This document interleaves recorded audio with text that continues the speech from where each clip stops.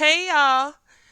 Welcome back to Advice and Attitude, the podcast where we tell the truth, sip our tea, and protect our peace.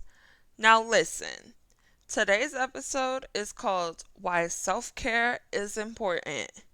Because apparently, some of y'all think self care is just bubble baths and skincare, when really it's survival.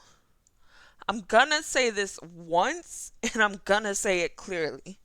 Self care is not selfish, it's maintenance. In the same way you charge your phone every night, you have to recharge you. So let's talk about it. Because half of us are burnt out, running on caffeine and vibes, and calling it hustle. Nah, baby, that's exhaustion in a cute outfit. Let's start here. Somewhere along the way, people started acting like self care is a luxury. Like it's something you earn after working yourself to the ground. Wrong. Self care is how you keep from breaking down in the first place. You don't wait until your car engine explodes to get an oil change, right? So why wait until you're crying in your car just to finally take a day off? Self-care isn't about rewarding yourself. It's about preserving yourself.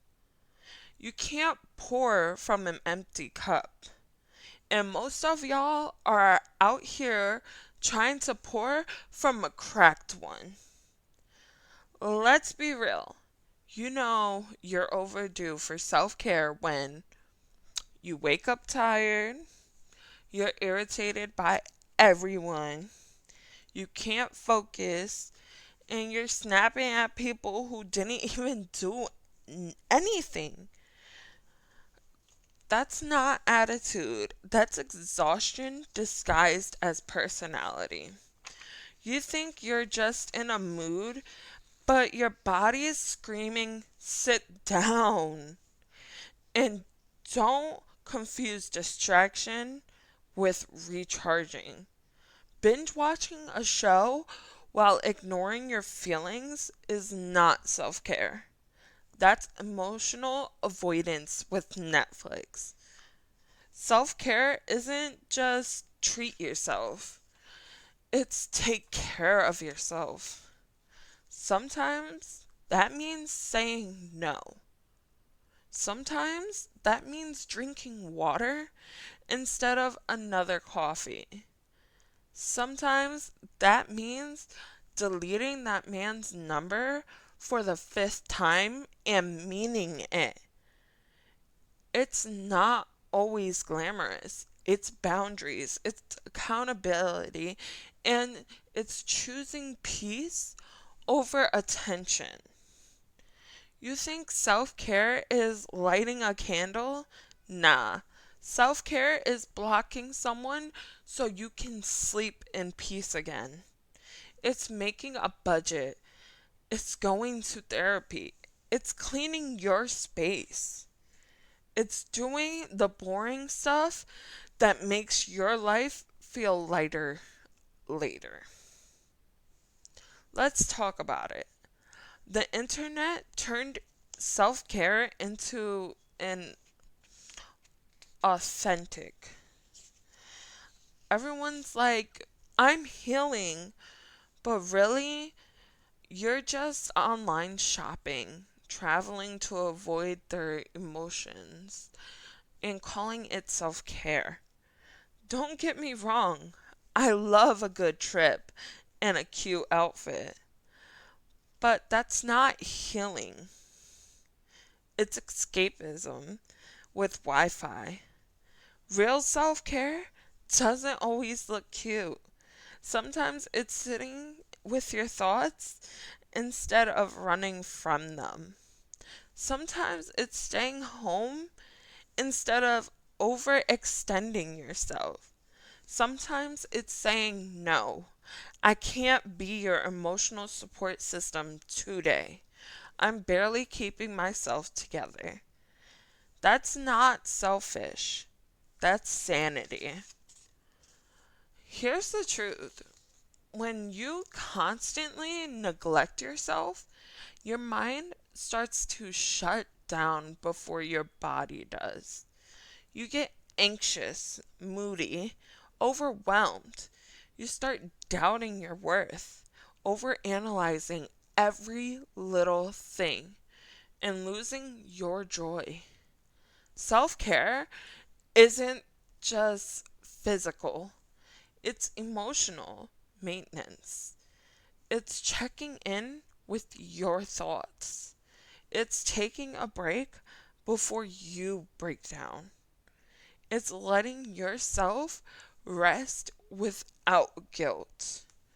And when people try to make you feel bad for needing space, remember the same ones calling you distant now will call you strong once you recover. Let's make this practical because not everyone can afford spa days and quiet retreats in the mountains. Sometimes self care looks like turning your phone on Do Not Disturb, taking a nap with no guilt, cooking yourself a real meal instead of chips and vibes, saying no without writing a paragraph about it, checking your bank account instead of avoiding it, getting up and cleaning your room because clutter drains your energy, unfollowing people who make you feel small. Self care is whatever keeps you centered. Let's talk about guilt because a lot of us were raised to believe rest equals laziness, especially if you're the strong friend, the caretaker, the oldest child. You've been programmed to fix, help, and hold everyone else's. But when it comes to you, you're empty. Here's the truth. If taking care of yourself makes people mad, that's proof you were only valuable to them when you were drained. And that's not love. That's dependency. You don't have to earn rest. You don't have to explain why you need peace. You don't owe anyone access to you when you're trying to recharge. You're allowed to rest without apologizing for it. Period. Here's how you start making your self care a lifestyle, not a last resort. One, schedule it. Don't try to make time. Plan it like an appointment. Two, set boundaries. Protect your energy like it pays your bills. Because it does. Three, check in with yourself. Ask, what do I need today? Not, what do they need from me? Four, be consistent. Self care once a month won't fix a life of burnt out. Five, make it personal. Self care looks different for everyone. What fills your cup might bore someone else. Here's the part they don't tell you. When you start taking care of yourself, you glow differently. You start showing up calm instead of chaotic. You stop arguing. You stop begging people to respect your boundaries because you start enforcing them. Peace makes you magnetic. Rest makes you radiant. And when you finally give yourself the same energy you give everyone else, your life starts to balance itself. So, yeah, self care is important. Not because it's trendy, but because it's necessary. You can't pour into your goals, your family, or your dreams if you're empty inside. Taking care of yourself isn't being selfish, it's being smart. And the next time someone says you've changed, just smile and say, "No, baby, I just started taking care of me." Because once you learn that peace is priceless, you'll stop giving discounts on your energy.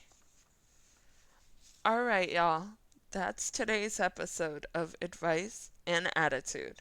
Remember, self care isn't what you do when you're falling apart, it's what keeps you together. Take care of your mind, your body, and your boundaries. And don't forget, your soft life starts with how you treat yourself. I'll see y'all next week. Same vibe, same attitude, new growth. Bye.